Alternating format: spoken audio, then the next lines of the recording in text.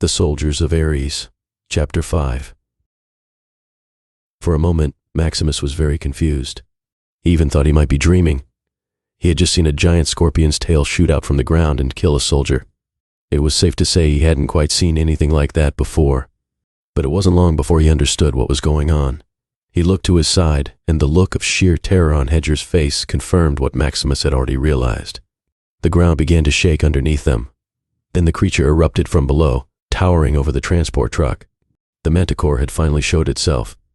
It was easily bigger than a bus, and it stood there like an immense statue. It had 6 legs, all of which ended in paws with very large and sharp claws on all of them. It had really hard-looking armor on its back, legs, and tail, like the armor of a scorpion. It also had a huge scorpion's tail complete with a stinger and everything, and it was oozing a green poison which was burning the grass below as it fell. It also had yellowish-brown fur covering its entire body below the armor. But its most impressive feature by far was its head. It was a huge head of a fully grown male lion whose mane seemed to be as thick as its armor. And the manticore just stood there staring at the transport truck like it was a chew toy. Manticore, Hedger screamed. As a soldier, Maximus was trained not to falter in the face of danger. But it was really hard not to cry and run away screaming like a 3-year-old in the face of that thing. Maximus tried to draw his sword, but of course the only thing he had was the stupid cursed blade that wouldn't come out of its sheath. That's when the manticore slammed the truck aside with its tail. The truck landed on its side with Maximus, Hedger, and the old man still inside. Maximus had hit his head pretty hard in that fall, but luckily it wasn't bleeding. He looked outside to see the manticore staring at the soldiers, Rex, and the hooded man. Everyone had stopped fighting to look at the beast. No sudden movements. The hooded man said, "It's a predator, so it enjoys the chase." Then suddenly the manticore took one of the unconscious soldiers from the ground, snapped him in, and threw him to the side. Well, at least he died in his sleep, Maximus thought to himself miserably. The manticore now had blood dripping from its mouth, which just added to its scare factor. Then it let out a roar so loud that it shook the trees around them and could probably be heard for miles around. At this moment, one of the satyr soldiers decided to run, but before he could take 5 steps, the manticore slashed him with one of its claws and he was dead too. The captain slammed her spear on the ground and shouted, "We are soldiers of Ares, the god of war, and we do not run. So let's kill this abomination and bring its head as a prize for our king." Saying this, she readied her spear into battle position.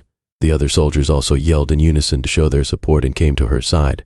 Soon a battle began between the manticore and the soldiers. Even the hooded man was helping the soldiers. "What the hell is going on?" Hedger said. His face looked like it was about to burst into tears.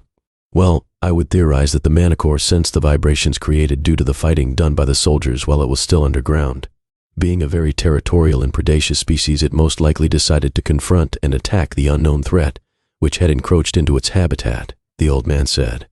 Maximus and Hedger just stared at the old man with their mouths open. The guy who was blubbering nonsense just a few moments before had suddenly just spoken to them like a science professor. And just when Maximus had begun to think, the day couldn't get any weirder. "So you're not crazy then?" Maximus asked. "Not at the moment, no," the old man said. "But in another 14 minutes and 11 seconds I will return to being the blubbering fool you first encountered. But I do suggest that we get out of here well before then, my boy, unless you plan to die a rather horrific and painful death at the hands of a fully matured male ground manticore." Rex had just reached the truck as well. He put his head in and said, "I think that's enough scavenging for today, don't you?" The old man said, "Well, would you look at that, a minotaur with a broken horn. You should consider yourself lucky for being born in this era, my friend. A century ago that was considered as a sign of great shame among your people. Thank the gods that we have moved past such savage discriminations." The look of panic on Rex's face was replaced by one of utter confusion. "Who the heck is this?" he asked. "No idea," Maximus said. "He was a blubbering pile of mush a few seconds ago, but now he seems to be the human encyclopedia." The old man put up his finger and said, "Well, there's a very simple explanation for that." "Well, it will have to wait, Professor Crazy Pants, because right now we need to get out of here," Hedger said. The old man seemed to be a bit offended by this, but he decided to let it go. "I'm afraid I won't be going anywhere thanks to this," he said, holding up the chain around his leg. Rex looked at the chain, then at his 2 friends, and said, "Well, do we take him with us?" Maximus thought for a few seconds and then said, "We can't just leave him like this. Not with that thing out there." Rex nodded, then he took out his hammer and said, "All right, old man, stand back." Then he started hammering away on the chain. It took a few shots, but in the end it broke.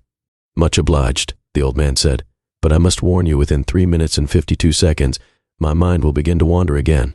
Then the four of them stepped out, and the sight they saw was not comforting. Behind them, the battle between the manticore and the soldiers was still going on. The only problem was that the soldiers were losing badly. Even Captain Sharp was wounded and on the ground. Come on, let's get out of here before. Rex didn't even have time to complete the sentence because the manticore had already turned its head towards them. The soldiers, seeing the gap, were retreating. Those that were still alive made a run for the remaining armored car. Lod the Minotaur managed to pick up Captain Sharp before heading for the car. But the manticore didn't care. After all, it had just got a new batch of chew toys. It looked at the group with hunger in its eyes. Okay, Hedger, you and the old guy get out of here. Me and Maximus will try to slow that thing down, Rex said. But, Hedger began to say, but Rex cut him off. No buts, just listen and do as you're told, Rex said angrily. Maximus knew it was harsh, but it was the best decision. They would only be in the way.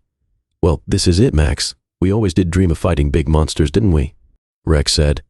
Maximus managed to pull off a smile to this and said, Yep, everything is exactly as planned. Then he picked up a sword, which one of the soldiers had left behind, and charged at the manticore, and Rex was right there by his side. They tried to go for one of its legs, but within seconds he had gotten swatted aside by its tail. Maximus actually blanked out for a few seconds there. When the manticore had attacked him, it had hit his head pretty hard. But when he finally came to his senses, what he saw was worse. The manticore had cornered Rex. He was still holding off his attacks, but just barely. Unless Maximus did something, Rex was going to die. At that moment, Maximus felt something inside him. It wasn't fear or despair like he expected. It wasn't disappointment either. What he felt at that moment was nothing less than pure and unrelenting rage. Rage, that was the only word to describe it. Maximus had never felt so angry before in his life. He was so furious at the fact that he did not have the power needed to save his friend. At that moment, all he knew was that he would kill that manticore, even if it meant going down its throat and ripping it apart from the inside. Interesting, a voice said suddenly. Maximus didn't quite understand from where he heard the sound at first. Then again, it was like he hadn't heard it at all. More like the words had just appeared in his head. On further analysis, it seems you might be worthy of using my power after all, said the voice. Maximus felt a vibration on his back.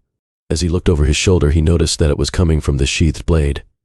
Who are you? Maximus asked. Someone who could lend you the power to save your friend. The question is, will you take it? Maximus didn't know what was going on, but without a moment's hesitation he answered, Yes. Good, not a doubt in your mind, the voice said. There is a price, of course, but we will speak of the details later. For now, draw your blade. Without a second thought, Maximus tried to pull out the cursed blade, and the talisman on its sheath broke, and in his hands was a sword that was glowing red like his anger. This has been a chapter from Book 1 of the new World Odyssey series, The Soldiers of Ares. Links to the books in the bio. Thanks for listening. If you enjoyed this chapter, don't forget to like, share, comment, and subscribe for more. Hit the notification bell so you never miss an upload. See you in the next chapter.